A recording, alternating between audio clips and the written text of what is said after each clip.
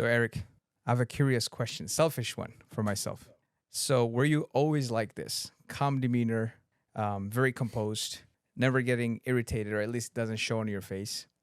Always very calm, a gentleman. Were you always like that, or is this something you developed? I I'm think it's always curious, man. I think it's something I developed over time. As a kid, I was really a shy kid. I was pretty quiet, kept to myself, but I was very observant. So they have a saying, you got two ears and one mouth for a reason. So I listen a lot, watch a lot, and take a lot in. So as I grew older, that's probably like elementary school. I had a few core friends, but pretty much I was not going to say a loner, but I didn't mind being by myself. Okay, So you enjoyed your own company. of course, yeah, I was an inquisitive kid.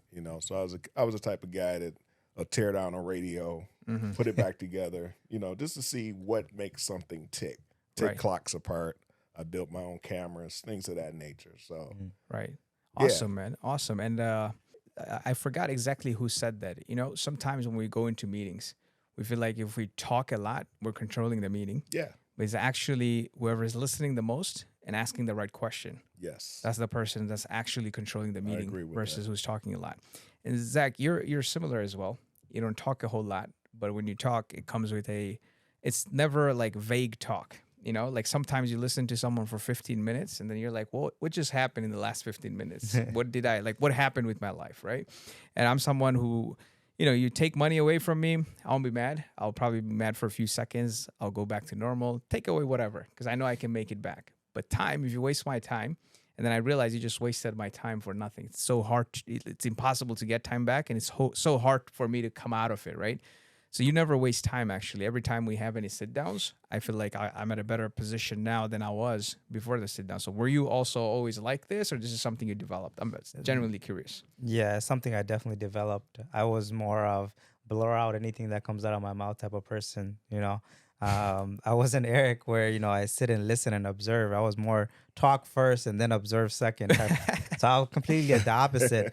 But, as life goes on, you like he said, you learn to listen more. And like you said, most of the time I try to get straight to the point because I understand that other person's time is quality time. So I want to make sure that within the short span of time, I want to get to the point that I want to get across. Absolutely. And especially in sales, guys, if you're getting into sales or if you're in sales right now, the first 7 seconds, especially if you're cold calling, and we're going to get to that today, or even to anyone, first 7 seconds, if you're going to either get their attention, they were like, man, it's a completely waste of time. Sometimes I talk to people, I check on my phone, like it's been 37 seconds, 47 seconds, and it's not like they're doing genuine small talk.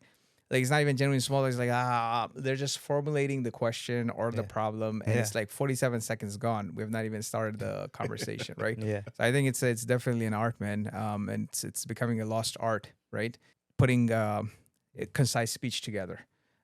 Communication is very important. Okay, so now you guys both are in real estate sales. Different timeline. Actually, Eric has been around for 20 or so years, more like an investor. Am I correct? Exactly. Okay. Yes, exactly. And when did you become a realtor? When did you get your real estate license? I actually got licensed 2015. 2015. Yep. And Zach, 2017? 2017. 2017. So almost around the same time, Yep. right? But Eric, being around as an investor for a longer time, you have seen, do you remember the 2000, 2001? I remember it clearly. I Okay. do. And then 2007, 2008. Yes. And then COVID, right? We all went through that together, right? So now with all these happening, and questions to both of you, you guys can decide who goes first. What's one common thing about real estate investing in general that's not like that's unique to real estate versus, let's say, stocks, I don't know, bonds, gold, or something else? What's unique to real estate based on your like real time experience, Eric? Mhm. And like our last podcast, you guys saw, Zach reads a lot, very much into the market. So from your reading and seeing the last 10 years in the market, what do you guys would say, like one thing that's unique about real estate as an investment vehicle that's not like common to other investments? Whoever wants to go first. Yeah. I'll let Eric go first since he has more timeline of seeing stuff. Yeah. So what I would say about that question, in times when the market is down, be prepared to buy, and that's what I've seen. Every dip in the market, as you know, the market it goes up and down. Cyclical. Correct. Cyclical. I could never say that word properly, so I just kind of breeze over it. But yeah, it goes up and down. Right. So be prepared when the market dips and everybody else is panicking. That's the time to get out and purchase more because it's always going to come back. I was listening to Grant Cardone today, and me and Zach always listen to Yeah. him. So his recent DJ Vlad is the person Yeah. the recent one. Did you see it, Zach? I did not. So basically, he asks him point blank, like you said, in April 2020, this is going to be the biggest real estate recession, but it didn't happen, of course, Yeah. right? Like Yeah. the last 3 years was a crazy ride. I'll let the viewers actually watch the answer. It was a good answer that he gave, and I don't watch those interviews just for like the information. I like to see how people answer Yeah. when they're cornered, right? Do they like how they carry themselves? Do they get defensive? What do they do? So his answer was very classy, but I'd love to know your opinion, Zach. What's unique about real estate investment? Yes. Real estate investment is more of slow, I would say, versus the stock market, especially right now, it's more volatile. The market can swing up and down a couple hundred points within a matter of a couple of hours, especially with the environment that we're in right now. So real estate is more, you can see what's ahead of the road and make a move. It's not gonna just you wake up tomorrow and everything Overnight. is just falling, Based on a small news or something. bloodbath everywhere. Yeah. That's not going to happen. Right. You can see the disagree with that. trajectory of. I disagree. Okay. Yeah. so- Yeah, go ahead. I mean, No, go ahead, Finn. I Yeah. didn't mean to cut you off like that. I'm just jumping in. Yeah, I yeah, no. disagree with that. yeah, but for the most part, within the last 10 years, because that's the question Sam asked was about the 10-year horizon, right? Got it. Within the last 10 years, you can see the trajectory of where the real estate market is headed. From I was able to, I was able to find out. I where want to it's hear going. what Eric has to say. Yeah, go ahead. Well, just like I said, I started investing late 90s. Mhm. So there's been a few Bumps. How do you say it? Cyclical. Cyclical Yeah. changes to the market. Yeah. And we had one major crash, which was like around 2007, 2008, 2009. So at the time, prior to that, money was easy to get. Anybody with a pulse essentially could get a mortgage, and they did. Yeah. So that's kind of and everybody, and you read a lot. So Yeah, you yeah. know, so you know what caused the crash. Yeah, Big Short. But that was also tied into the stock market. Yeah. So it was a real estate market and the stock market, Yes. which combined together, and they both crashed at the same time. And the economy also, because as you know, especially in this area, the automakers almost went out of business. They had to go to Congress. So you're saying, Eric, you could not foresee it, No one saw it coming. No one really saw that except for coming. the Big Short. What's the gentleman's name? Yeah, Big Short. Michael Berry? Michael Berry. Yeah. Yeah. Yeah. Only he saw And it that's coming. how The everybody legend. got the rug pulled up Yeah. from under them. Yeah. So Well, I wasn't around for 2008, so I can't speak on that, right? My question was necessarily off of the last 10 years. Last 10 years, I was able to, spot what's going on in the market by being in the market, even on the real estate side and on the stock market side, right? I understand. So majority of the time, I'm able to find that cyclical of the ups and down, even in the stock market and in the real estate market. Even when the the lockdown happened in 2020, a lot of people started panicking and they started selling off their properties, selling off portfolios. And I came in and said, no, this is actually the beginning of something even much bigger. We're going to actually have less supply and we're going to have a boom in prices. And that's exactly what happened. So you saw that during So that time. I would add on to that. Actually, I vouch for that because I remember I was in a group with you, right, Zakir? Yeah, we were actually on a Zoom call. We're actually on a Zoom call. Yes. Yes. We're on a Zoom call and we're all trying to figure out what's going to happen. Yeah. And you did mention that, and then I was in a WhatsApp group with you, I think, and that's where you put it too. So we have it in writing from Zach. Yeah. wow. So Okay. I have a question for you, Eric, based on the conversation. So do you see a 2008-9 happening soon? No, I don't. Why not? Because all the factors aren't there. We've got a pretty strong job market right now. At the time, we didn't. So that's one of the big things. Mortgage regulation is very tight. I'm sorry. Mortgage regulation, like Yes. the criteria Of to give out course, they've mortgages. changed all that. We're seeing people are making more money now, which is a good thing, especially with the strikes. We could talk about that later. Yeah. But UAW did win their stance. So you're gonna have people in our area. Let's jump into that right Yeah, now. Let's we can jump do into that right now. So we have a Telegram group with over 130 agents that are in Realty. Yeah. So we post information there. Sometimes we have healthy debates, which I look forward to. So one of the things that we posted was Zach's last video. If you guys have not watched that, go ahead and watch it. So Zach's opinion is there. And then we posted it in the group, and we're having a discussion. And Eric, I think, mentioned he has an opposing view to that. So I'd love to find out from Eric what's that opposing view, and then get a counter argument from Zakir. So go ahead, Eric. Okay, I think we're talking about the housing market and the interest rates. Yeah. So Yeah, I asked, basically, just to recap, also for our audience, I asked, how does this affect the UAW strike? How does that affect the real estate market? Positive, negative. How does that affect the real estate market? So Zakir gave his opinion, and now I'd love to hear your opinion, Eric. At the time, I think this back and forth was going on before they settled the Before strike. they settled, So yes. this was at the time when they were on strike. On Correct. strike. Yes, that's correct. Yep. And So now that they have settled, Eric, that's a better Yes. question. Now that they have settled, and I think they have settled with a 25% increase, around 22%. 22% increase. Yes. So basically, for a layman like me, Mhm. right? If I'm making $100,000, if I'm a salaried, who does that apply to? If I'm a salaried engineer, That applies majority for hourly UAW workers. hourly UAW Correct, workers. yes. Okay. So if I'm making $100 an hour, Mhm. does anybody make that? No. Okay. So if I'm making $20 an hour, okay, and so my hourly rate would increase by 23%. Correct. Yes. Okay. So like it's gonna be like $24.60. Well, it's even more drastic than that because they had what you call tiers. Okay. So the UAW Unpack that for us. What does these tiers mean? Yeah, so the automakers, Ford, Chrysler, which is Stellantis, and GM, they had tiers of workers, meaning that, okay, you had your core workers, which were the workers which are kind of grandfathered in. And I think before before the 2012 contract, you're grandfathered in. So you're at top pay. And we'll just say that's $30 an hour. Okay. So you have other workers that come in after. So you got hired 2015, 16, 17. They're bringing you in at a lower rate because they're saying, hey, you're not vested. We're going to bring you in at $16 an hour. Well, that was that much difference? Oh, yeah.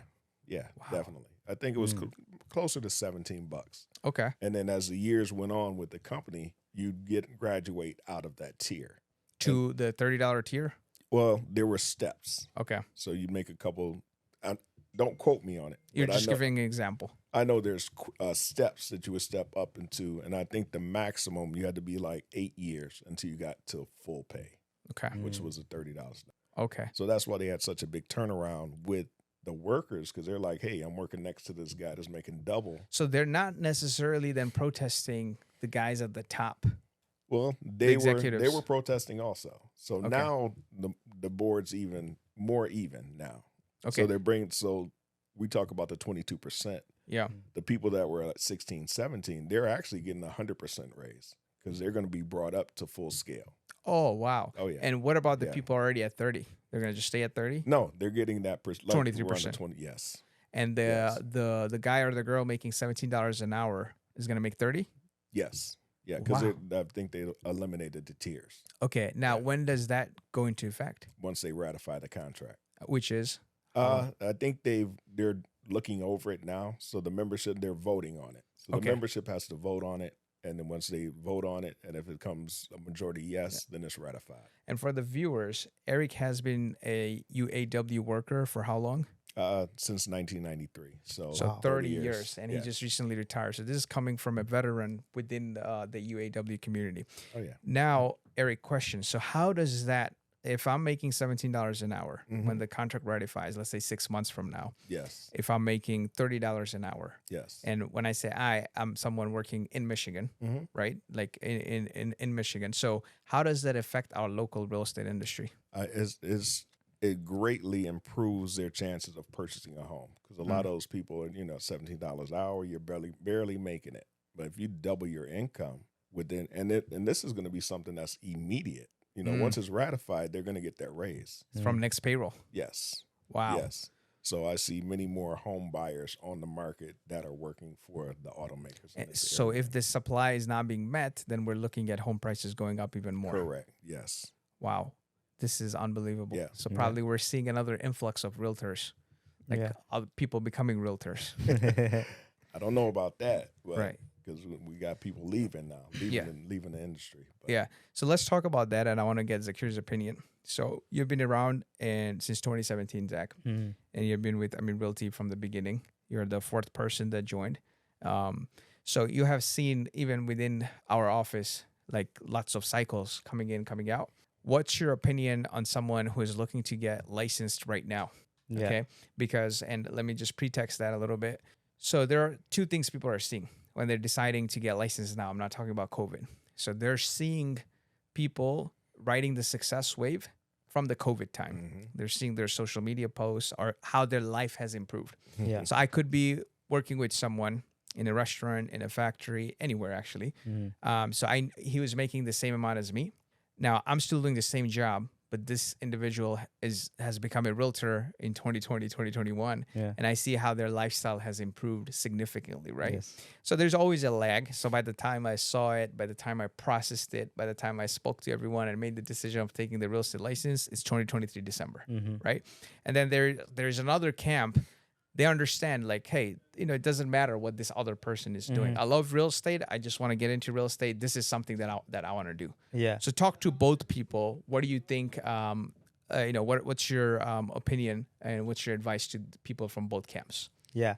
Well, we're starting. There's a statistic out right now that every 6 minutes a realtor is leaving the industry. Wow. I don't know if you heard of that. No, I have A not. couple 100,000 have left the industry already this year Yes, alone. that I know. Yeah. But when you put that in, that's scary. Yeah, you break it down. Actually, Ricky Caruth broke it down the other day. Every 6 minutes, Yeah. someone's leaving the real estate market. So that's astonishing to me when I heard about that.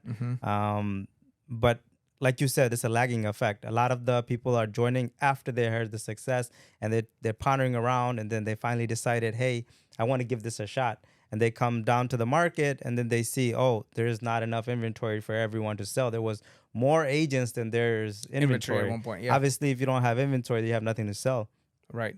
But it is something that I encourage everyone to do, because real estate is just not about you selling a house to someone. Obviously, that's one avenue. But you can also have it for your own investment purposes. You can probably even get into management and manage other people's properties while you're in other sales. It can be another avenue for you. Right. It's just all about how you want to treat it. Some people treat it as a full-time agent, sometimes part-time agents. Some don't even practice it. They only practice for themselves. Correct. And we have some agents like that here as well. Right. But me personally, I just bought a rental property, and when I saw a $4,000 check back to me, I felt great, because that's a Of course. $4,000 reduction in price. Yeah. And I used that money to do renovations. To renovation. I was just Yeah. gonna say that, paint, carpet, clean it up, and rent it out. Right. Yeah. So I think that's my advice to anybody asking or watching, is basically start with the end in mind. Yeah. What's your goal? Yeah. Right.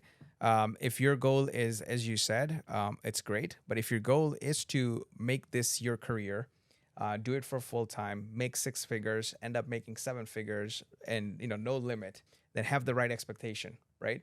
Before, if it took 10 cold calls, 10 sessions of cold calls, now it might take 50. All right. It's not impossible. It will just require more work.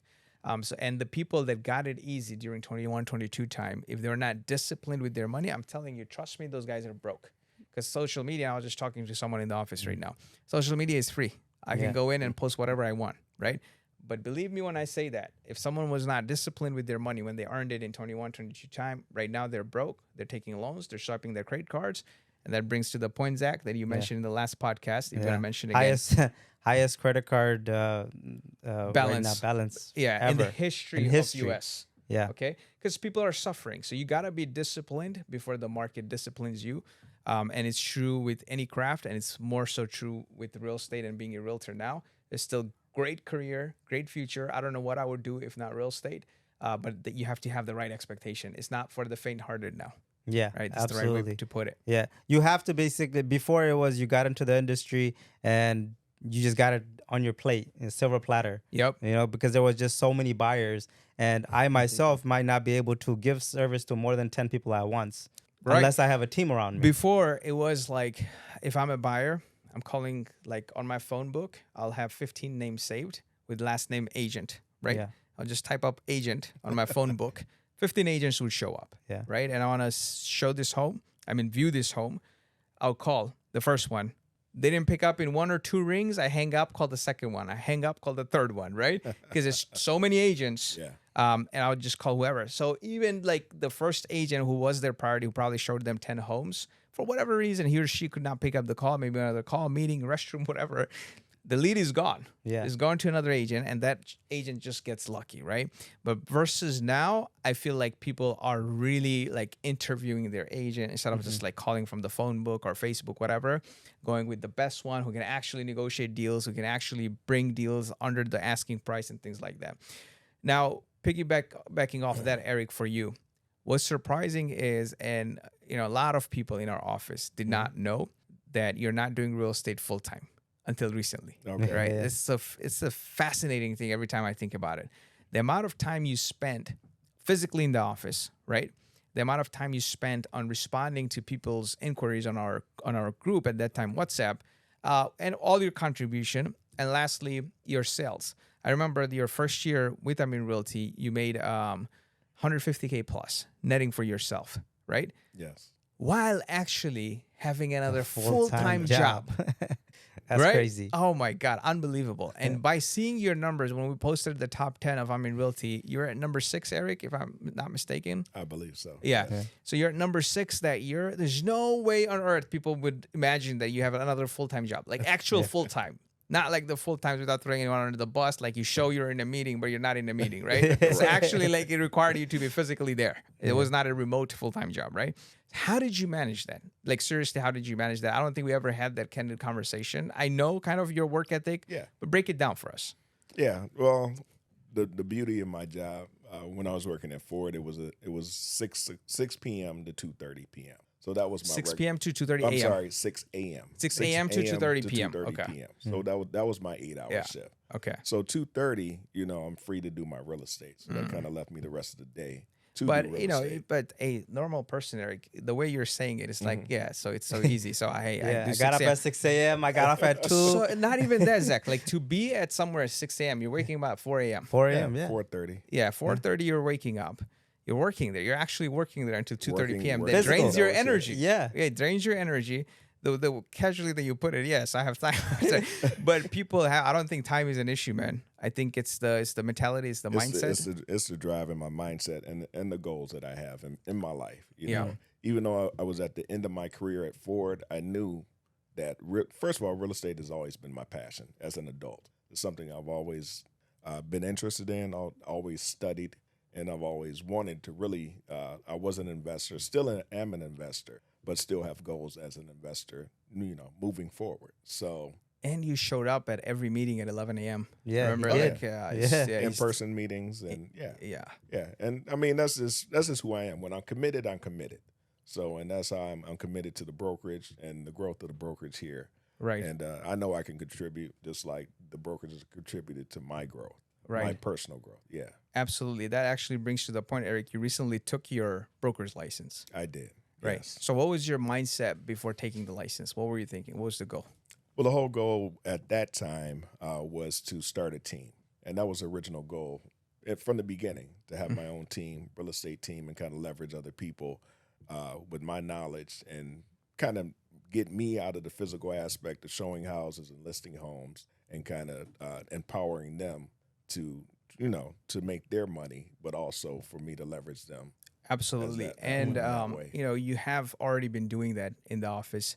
Same with you, Zach. Like all the new agents that come, they always, because we can always say we have 50 agents, 80 agents, 100 plus, 130 plus. But actually, the real secret ingredient, what keeps us going, is that the fraternity that we have in the office.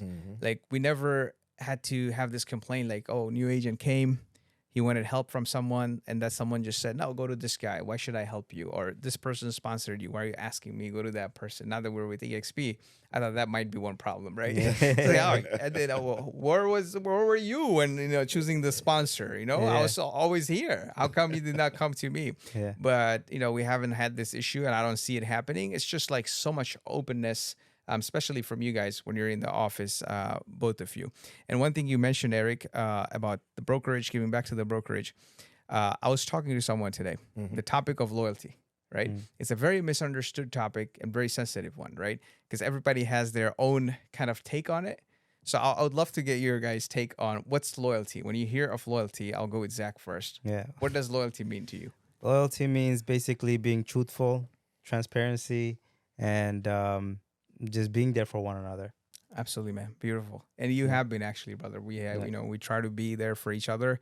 Lots of memories going back to 2017. Yeah. Yeah, actually, even before that, for the audience that don't know, Zach was my client in 2014. My realtor right Oh here. wow. Yeah, he bought his I didn't know first that. rental property with Yeah. me. Oh, cool. Yeah. I still remember the buyer consultation we did. Zach came in with shorts. I was like, he was so young, man. We're both young. You know, it was good times, good times. Yeah. Almost 10 years ago, 9 years ago. Yeah. Wow. Wow. Okay, Eric. So loyalty, what does it mean to you? Just to piggyback off of what Zach said, like you said, just being honest and truthful with a person, or not even a person, but it could be an organization, group that you're a part of, company, whatever. Yeah. But just being there and being faithful to that relationship and being open to that relationship, essentially doing what you say you're going to do, or what's Absolutely. expected It from boils you. down to that. Yeah. And I'll take just one step further. For me, I think a lot of the traits that we talk about, like the great traits, right? Keeping your word, character, trust, reputation, all that. I think all that could be tried, improved on, and earned, and you could have that. But loyalty is one thing. I don't think you can try to be loyal. Either you are or you're not. Either you are or you aren't. Yes, Correct. there is Yeah. no like I'm trying to be loyal, right? Yeah. So you are either loyal or you're not. And there are some traits that's very important. Like you can't just come and say like I'm loyal to you or you're loyal to me. These are some traits that show. And like you guys said, keeping your word is one of the main things. Yeah. And some professional courtesy, and also loyalty is a two-way street. It can't be one way. That's abuse. That's not loyalty. That's just pure abuse, right? Yeah. It has to be two-way street. It has to be equal, two-way street. And I think what's important is both parties have to try to be 51-49 in the relationship, right? Like you give 51%, not take 51, right? When both parties are striving to give at least 51% in the relationship, that's when it's a beautiful, like two-way street, loyal relationship, Works. right? Works. Yeah. And some courtesy, like for example, we might agree on 9 things. Like for example, we might not agree on the 10th thing, Zach, right? And then we all evolve, right? So 10 years ago, maybe that 10th thing was not important for you. So like, hey, that 10th thing I don't agree with Sam, it's not important for me enough to like do anything or say anything, right? As time goes on, you evolve and you're like, that 10th thing is now my first priority. But for Sam, it's still, or for Eric, it's still like just the 10th thing. He doesn't care, right? At that time, sometimes even the best of marriages, people have to part ways, right? But there are ways of doing that, right? Even in companies, even in businesses, sometimes you just decide like, hey, we don't see eye to eye anymore. All respect to you, what you have done for me. The other person says and believes all respect to you, what you have done for me. We just got to part ways. But there are ways of doing that. Even at that parting ways, the point I'm trying to make, you have to show loyalty. Like you cannot like disrespect a person when parting ways, right? That could be in marriage, that could be anywhere. Like you don't go back. For example, like boyfriend, girlfriend splits up, right? Now the ex goes back to the boyfriend's friend and he's all of a sudden all interested about knowing what happened, even though he got to know her through him, right? So to me, loyalty is like you shut it down. You say, no, I still respect you because I got to know you through him. My loyalty is to him first. Even though I respect you as a person, everything great. But you guys broke. I don't want to hear what happened, because that's my boy. You know what I'm saying? So I think those kind of things people just lost over time, man. I see people doing some stuff. I'm like, what is this, man? Where's the common sense? Where's the courtesy?